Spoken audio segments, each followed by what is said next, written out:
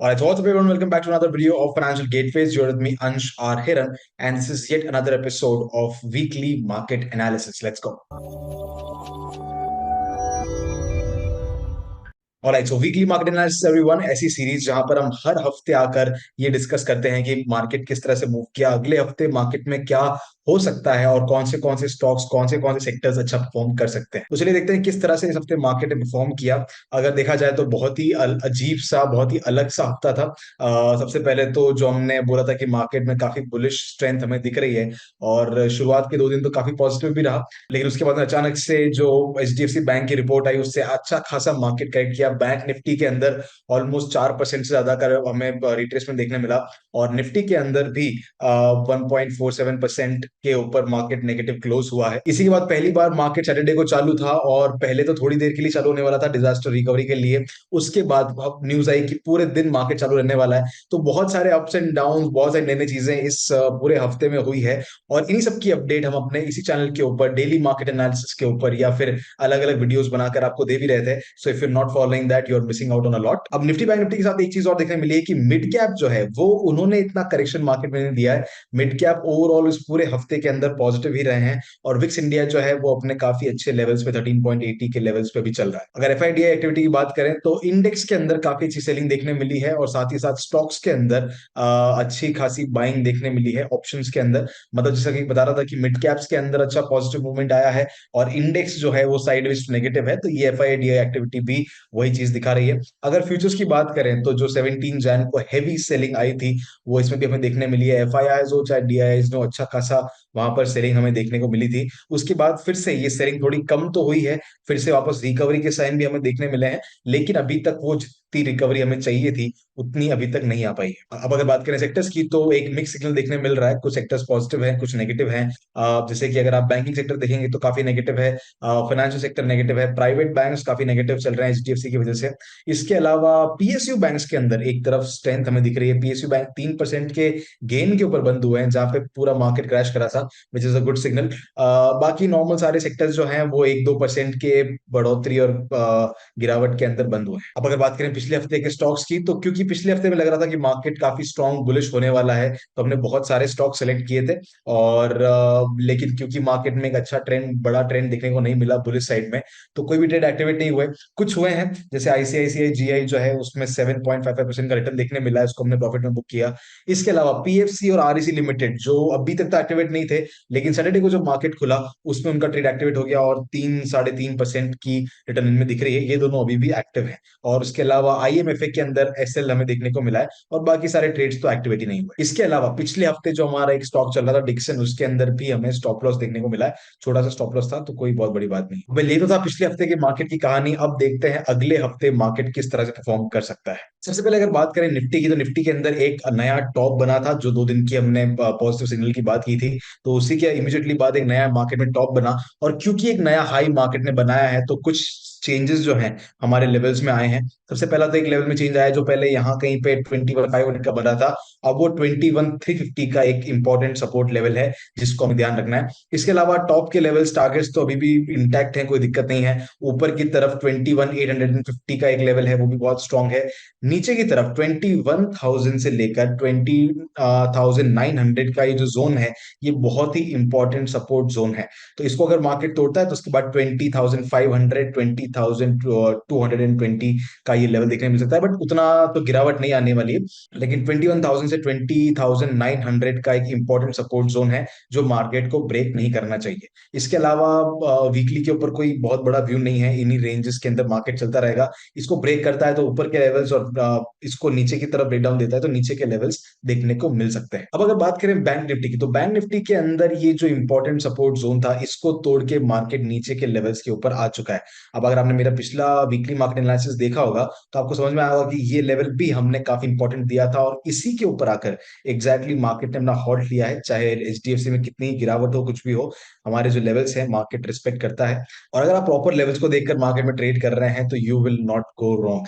बहुत बार होता है स्टॉप लॉसेस ट्रिगर होते हैं, लॉसेस भी होते हैं, लेकिन अगर आप डिसिप्लिन के साथ ट्रेड कर रहे हैं तो आपको बड़े लॉसेस नहीं होंगे और अल्टीमेटली आप अपना अकाउंट प्रॉफिट में ही क्लोज करेंगे। अब कुछ लोअर लेवल्स निफ्टी के अंदर बनते हुए आ रहे हैं, दैट इज 44,950 440 और नीचे की तरफ 44,450, ये दोनों बहुत ही इंपॉर्टेंट सपोर्ट जोन्स है। ऊपर की तरफ ये जो पहले सपोर्ट जोन था अभी रेजिस्टेंस की तरह काम करेगा, तो मार्केट इस जोन के अंदर आगे बढ़ सकता है अगर ब्रेकआउट नहीं हुआ तो। 47,100 का ऊपर की तरफ रेजिस्टेंस है, उसके बाद 48,600 का रेजिस्टेंस है। उससे पहले भी बीच में कहीं पर मार्केट टर्न डाउन कर सकता है। अगर हुआ तो 47,700 के आसपास का एक लेवल मार्केट रिस्पेक्ट कर सकता है, नहीं तो 48,000 का राउंड नंबर तो है। अब जब हमने ऑप्शन चेन को देखा तो निफ्टी जो है काफी साइडवेज दिख रहा है, लेकिन दूसरी तरफ बैंक निफ्टी के अंदर हमें काफी लॉन्ग पोजीशंस देखने मिल रही है। बैंक निफ्टी के अंदर निफ्टी के कंपेयर में अगले हफ्ते के लिए कुछ ज्यादा पॉजिटिव सिग्नल्स दिख रहे हैं। मतलब एक तरह से ये जो ओवर रिएक्ट किया है मार्केट ने, नीचे की तरफ इतना ज्यादा गिरा है, उसकी रिकवरी के चांसेस इस हफ्ते में हमें देखने मिल सकते हैं बैंक निफ्टी के अंदर। और निफ्टी थोड़ा बहुत साइडवेज ही मुझे दिखाई दे रहा है, लेकिन हमें ये भी नहीं भूलना चाहिए कि बैंक निफ्टी अभी अपने बहुत ही क्रूशियल लेवल पे है। इसको ब्रेक डाउन देने के बाद काफी नीचे तक मार्केट जा सकता है, लुढ़क सकता है। तो देखते हैं अगले हफ्ते में क्या होता है। ये काफी मेक और ब्रेक सिचुएशन है मार्केट के लिए। अगर यहाँ से रिकवरी देखने मिलती है तो निफ्टी बैंक निफ्टी दोनों के लिए बहुत अच्छी न्यूज है। निफ्टी भी बूम कर सकता है, बैंक निफ्टी भी बूम कर सकता है। बट अगर ये सपोर्ट टूटता है तो निफ्टी जहां पर थोड़ा बहुत स्ट्रॉन्ग दिखाई दे रहा था, अभी तक उसमें स्ट्रेंथ दिखाई दे रही थी, वो भी थोड़ा बहुत करेक्शन दे सकता है। So let's see what happens in the next week. But level सारे के सारे इंपॉर्टेंट है जिनको आप नोट करके रखिए। अब अगर बात करें कुछ स्टॉक्स की जिसके ऊपर हम अगले हफ्ते नजर रखने वाले हैं, उसमें पहली बार हमारे रडार में, after starting the weekly market analysis, पहली बार हमारे रडार में आया है बैंक निफ्टी। बैंक निफ्टी हमारी स्ट्रैटेजी जो है कि वीकली 20 मूविंग एवरेज के ऊपर और डेली के ऊपर, बॉलिंजर बैंड के लोअर बैंड के ऊपर, ये अपने रिडार में पहली बार बैंक निफ्टी आया है। अगर देखेंगे बैंक निफ्टी 20 मूविंग एवरेज के ऊपर सपोर्ट लेने की कोशिश कर रहा है, वहीं डेली टाइम फ्रेम के ऊपर लोअर बैंड के ऊपर ये एक तरह से बुलिश पैटर्न्स बनाने की कोशिश कर रहा है। एक इन्वर्टेड हैमर बना है, उसके बाद फिर से रेड कैंडल बनी है। अब देखते हैं कुछ डबल बॉटम अगर बन के इसका ब्रेकआउट होता है तो अच्छी खासी रिकवरी हमें बैंक निफ्टी के अंदर देखने मिल सकती है और एक अच्छा ट्रेड इस पर्टिकुलर इंडेक्स के अंदर बन सकता है। अब आप फ्यूचर्स को ट्रेड करें, ऑप्शंस को करें, वो अपने रिस्क एपेटाइट के हिसाब से डिसाइड कर सकते हैं, लेकिन रेडार के अंदर तो डेफिनेटली पहली बार बैंक निफ्टी हमारे इसमें आया है after starting weekly market analysis. अब पहला स्टॉक हमारे रडार में दैट इज पीजीईएल। अगर आप देखेंगे तो वापस, मतलब काफी टाइम से हमारे रडार में था, पिछले हफ्ते भी आया था, लेकिन यहाँ पर इसने ट्रेड कंफर्म नहीं किया। अब फिर से इसी लेवल के आसपास है, 20 मूविंग एवरेज वीकली के ऊपर और डेली के ऊपर, लोअर बैंड के ऊपर, साथ ही साथ एक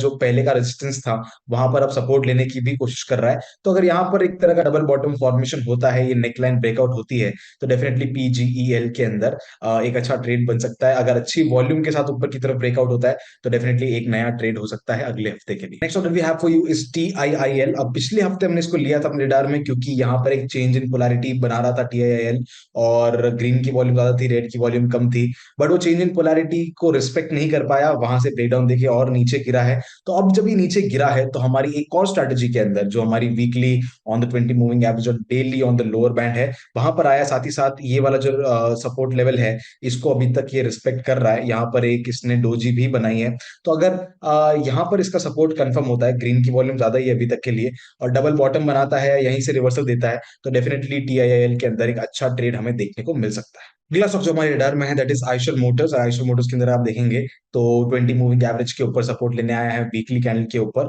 और यहाँ पर हमें मल्टीपल सपोर्ट्स देखने को मिल रहे हैं डेली के ऊपर। अगर आप देखेंगे तो यहाँ पर ये 50% रिट्रेसमेंट लेवल के ऊपर आया है। साथ ही साथ अगर मैं इसको निकाल भी दूं तो भी लोअर बैंड के ऊपर आकर इस लेवल के आसपास ये काफी सारे डोजीज और इंडिसेस पैटर्न्स वगैरह बना रहा है। उनकी वॉल्यूम अच्छी है, मतलब रिवर्सल के ये चांसेस भी दिखा रहे हैं। तो अगर ऑटो सेक्टर के अंदर स्ट्रेंथ आती है, इसके अलावा एक स्टॉक और है हमारे पास ऑटो सेक्टर का, उनमें स्ट्रेंथ आती है, तो डेफिनेटली ये Eicher Motors will be one of the first जो एक अच्छा मूव हमें मार्केट में दिखा सकता है। Next order we have for you is doctor Reddy's. Doctor Reddy's के अंदर आपको देखने मिलेगा कि मूविंग एवरेज के ऊपर यहाँ पर ये सपोर्ट ले रहा है। इसी के साथ साथ एक जो ट्रेंड लाइन नीचे से आ रही है, जहां पर आप देखेंगे ये, फिर ये, और उसके बाद में यहाँ पर एकदम डॉट इसी ट्रेंड लाइन को ये बार बार रिस्पेक्ट कर रहा है, और यहाँ से वापस रिवर्सल के चांसेस हैं। अब अब यूजुअली मैं इसके लो को स्टॉप लॉस लेके चलता हूं, बट ये बहुत बड़ा स्टॉप लॉस जाएगा ऊपर के टारगेट के अगेंस्ट में।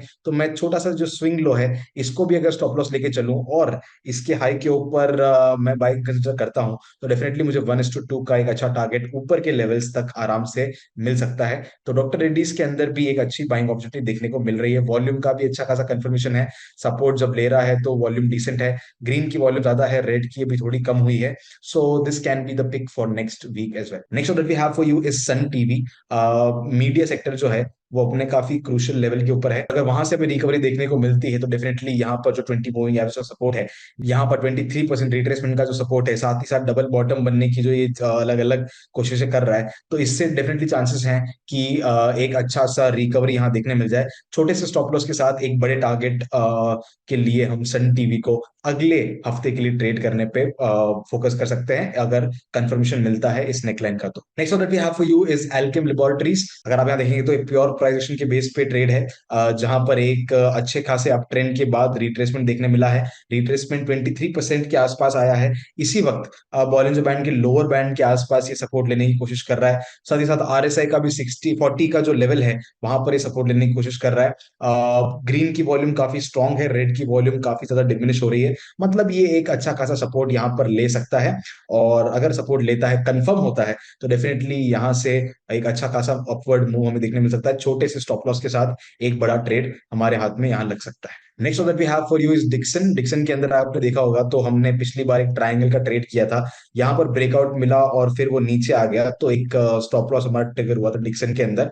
अब फिर से हमारे रडार में आया है, ये जो रेजिस्टेंस लेवल है इसको अब ये सपोर्ट लेवल की तरह काम कर रहा है, पहले भी किया था अब वापस कर रहा है। अब इस सपोर्ट को अगर मार्केट कंफर्म करता है, अगर आप देखेंगे तो आरएसआई का भी 40 के ऊपर सपोर्ट है। यहाँ थोड़ी रेड वॉल्यूम ज्यादा है, वो मेरा थोड़ा सा चिंता का विषय है। लेकिन अगर ये सपोर्ट कंफर्म होता है तो क्विक ट्रेड्स के लिए डेफिनेटली डिक्सन एक छोटा सा ट्रेड हमारे यहाँ बन सकता है। Next of we have for you national aluminium. अगर आप यहाँ देखेंगे तो एक तरह का ट्राइंगल वेज पैटर्न बनता हुआ दिख रहा है। अब दोनों तरफ ब्रेकआउट की पॉसिबिलिटी है, लेकिन ग्रीन का वॉल्यूम काफी काफी ज्यादा है यहाँ पर। और जब ये एक तरह का स्पिनिंग टॉप यहाँ पर बना था तब बहुत हेवी वॉल्यूम के साथ स्पिनिंग टॉप बना था, वो थोड़ा दिक्कत था, उसकी वजह से काफी रिट्रेसमेंट भी आया। लेकिन मार्केट अब नीचे जाने को तैयार नहीं है, ऊपर की तरफ जाने की कोशिश कर रहा है। तो अगर ये ब्रेकआउट दिखाता है इस ट्राइंगल का 60% के अंदर नहीं दिखाता है, तो डेफिनेटली एक अच्छा मूव नेशनल एल्यूमिनियम के अंदर भी आ सकता है। और अगर मेटल सेक्टर का सपोर्ट रहा तो डेफिनेटली ये एक अच्छा ब्रेकआउट, स्ट्रॉन्ग ब्रेकआउट हमें देखने को मिल सकता है।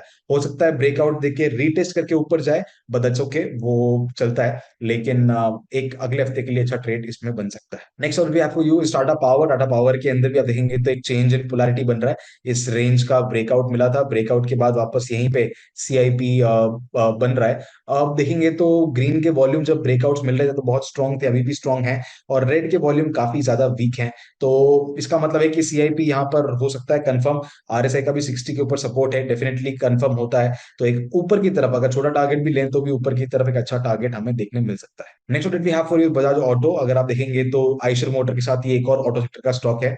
बहुत ही स्ट्रॉन्ग ब्रेकआउट हुआ है, अच्छी वॉल्यूम के साथ ब्रेकआउट हुआ है इस ट्राइंगल का, और इसी ट्राइंगल की ट्रेंड लाइन, अपर ट्रेंड लाइन के ऊपर वापस चेंज इन पोलैरिटी करने के लिए मार्केट आया है, प्रॉफिट बुकिंग के लिए मार्केट आया है। वॉल्यूम बहुत ही कम है। अगर ये कंफर्म होता है, इसका चेंज इन पोलैरिटी, इसका सपोर्ट कंफर्म होता है, तो डेफिनेटली ऊपर की तरफ अच्छे टारगेट्स बजाज ऑटो के अंदर मिल सकते हैं अगले हफ्ते के अंदर। Last order we have for you is ACC. ACC के अंदर अगर आप देखेंगे तो वापस एक सीआईपी देखने मिली है। वॉल्यूम ग्रीन का अच्छा है, डिसेंट है, और फिर से यहाँ पर जो सपोर्ट है वो एक तरह से कंफर्म भी हो गया है। आरएसआई भी 40-60-40 के बीच में है। जैसे ही ये ब्रेकआउट कंफर्म होता है तो ऊपर की तरफ एक अच्छा टारगेट देखने मिल सकता है। अब इसमें थोड़ी सी दिक्कत एसीसी के अंदर ये दिख रही थी कि ये एक तरह का ट्रायंगल बनता हुआ दिख रहा था, और वहीं पे मार्केट अभी भी है।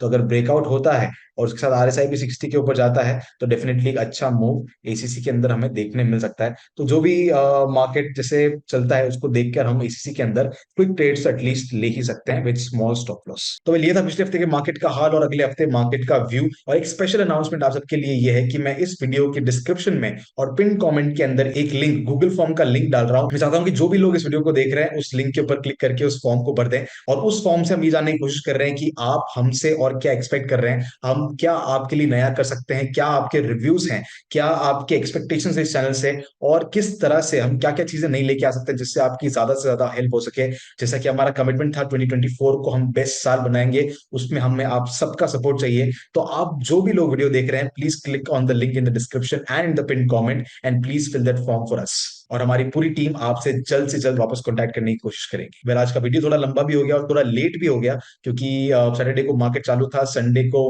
हम थोड़ा ऑक्यूपाइड रहते हैं, और मंडे को आज जब हम वीडियो शूट कर रहे हैं, इससे बस थोड़ी सी देर पहले राम जन्मभूमि की प्राण प्रतिष्ठा हम देख रहे थे, and what a great ceremony it was.